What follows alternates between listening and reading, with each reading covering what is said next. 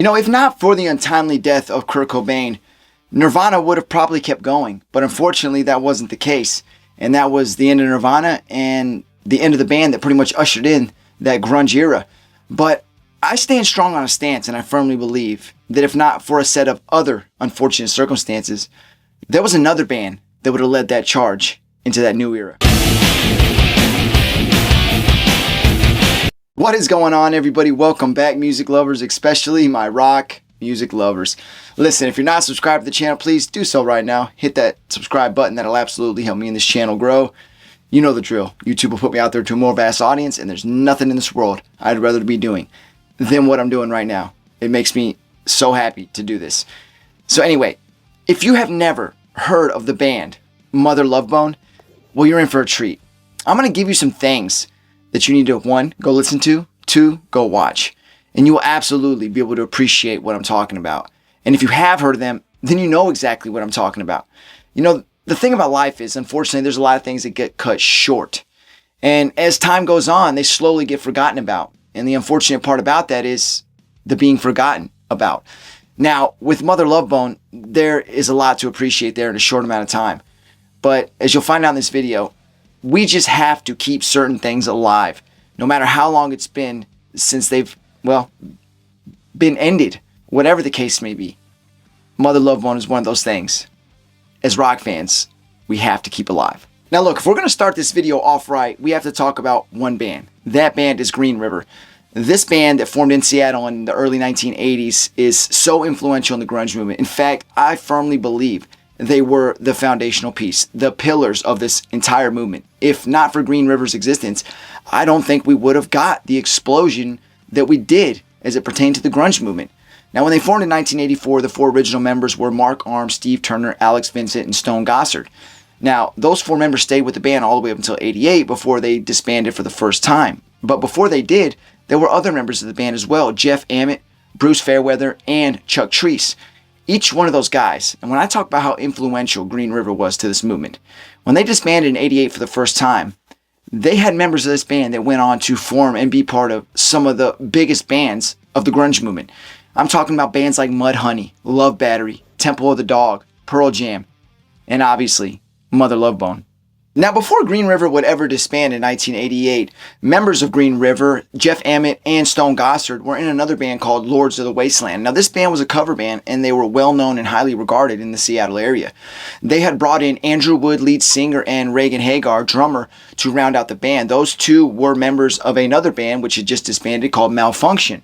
Now, they played together up until 1988 when Green River disbanded, and those guys decided to take a more serious and original approach to Lords of the Wasteland. So they brought in Bruce Fairweather, and they replaced Reagan Hagar with Greg Gilmore on the drums. And once that happened, these guys changed their name to, well, Mother Love Bone. Once Mother Love Bone was official, the guys in the band, they had their mind set on two things. They wanted to record music, and they wanted to play shows, which is absolutely what they did. And the first and most obvious thing is lead singer Andrew Wood. This guy was absolutely amazing. There are stories that go miles from people that were around when Mother Love Bone was doing their thing, and most of those stories are, well, it makes you wish you would have known this guy. It makes you wish you could have been there to see Mother Love Bone in action. They're amazing stories. You got to go find these stories. They're absolutely amazing. Now, in 1988, they signed with Polygram Records. Now, Polygram helped them get in the studio to record their first EP, and in 1989 they released that EP, and it was called Shine. Now, I encourage you, after the video's over, you need to go look up this EP. It's a 4-track EP, and it's absolutely amazing, and you will know exactly why the title of this video is what it is. Now, they were the first band out of Seattle to actually sign to a major record label, and I'll tell you what, that EP, it sold well. People loved this. They absolutely loved it. They loved the band, they loved the guys, and they loved the music they were making.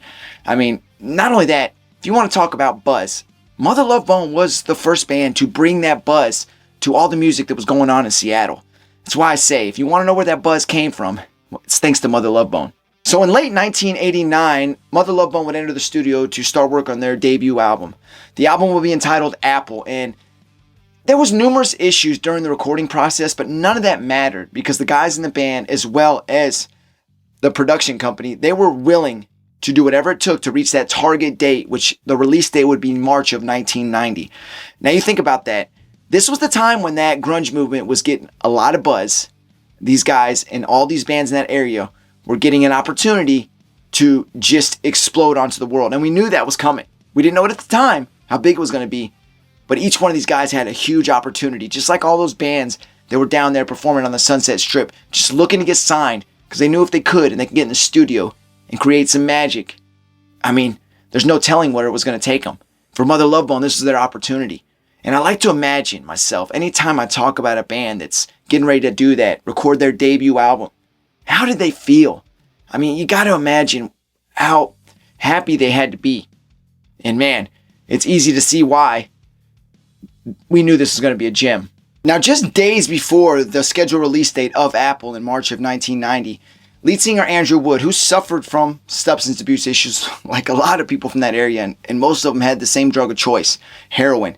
He was no different. He had his demons just like many of the people from that area and just like many people around the world. And just days before, he overdosed on heroin and was taken to the hospital. Now, while he was in the hospital, he was unresponsive and he had zero brain activity. They had put him on life support. They left him on life support for 2 days, given a chance for his friends and his family to come up there and say their goodbyes. And I try to, just imagining that, I got goosebumps right now. I mean, could you imagine that? These guys, not just the family, the friends and the bandmates, you're going up there and you know it's to say goodbye, that there'll be nothing beyond once you leave that hospital. There'll be no more Mother Love Bone. There'll be no more Andrew. It'll be done. That's your friend, your family, your brother out there just lying there, and you can't get nothing back from him. All you can do is look at him and say goodbye.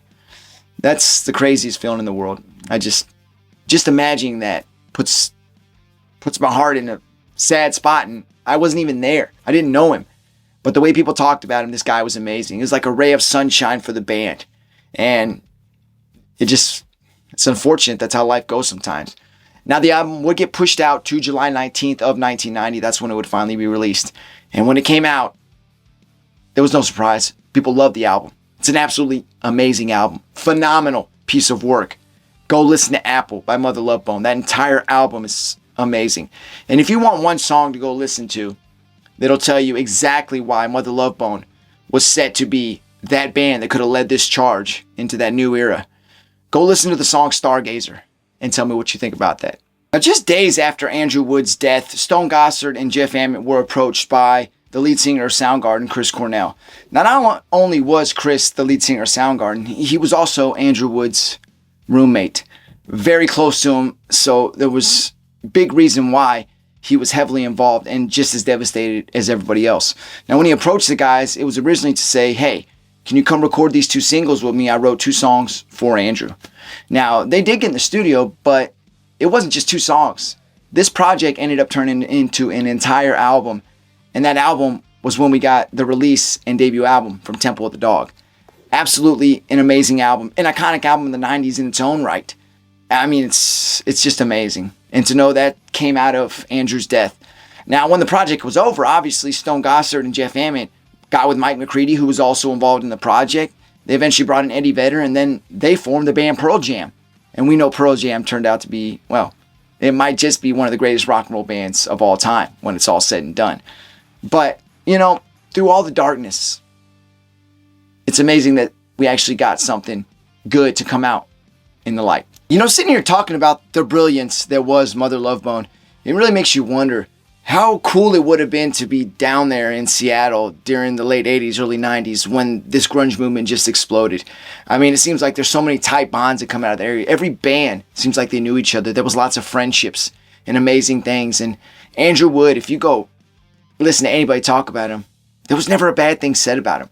You know, take his addiction and the demons out of it. The person that he was, people say he was just an amazing guy. And the artistic ability of him, man, his voice, when he sings those lyrics for any song, man, you want to believe it because it seems so genuine, and he can belt, man. It's a beautiful voice. You know, one person that comes to mind, though, is somebody that I've never really heard him talk about it that much, is Jeff Ament, the bassist for Pearl Jam. This guy was rooted into so many things in that era. I mean, being with Green River, being in the formation of Mother Love Bone, being involved with Temple of the Dog, and obviously Pearl Jam. This guy had his hand in some of the most brilliant things to come out of Seattle. And I think he deserves a lot of respect for the things he's done and where he's been in his career. Still playing with Pearl Jam to this day. It's absolutely amazing. That guy deserves a lot of respect as well. But like I said, if you really think about it, and I firmly believe it, you listen to Mother Love Bone, you hear the stories. Before Nirvana ever blew up and became the spokesperson for the grunge movement, the spokesband for the grunge movement, I firmly believe that had it not been for the untimely death of Andrew Wood, Mother Love Bone was in the prime position to lead that movement. And I think they would have done amazing.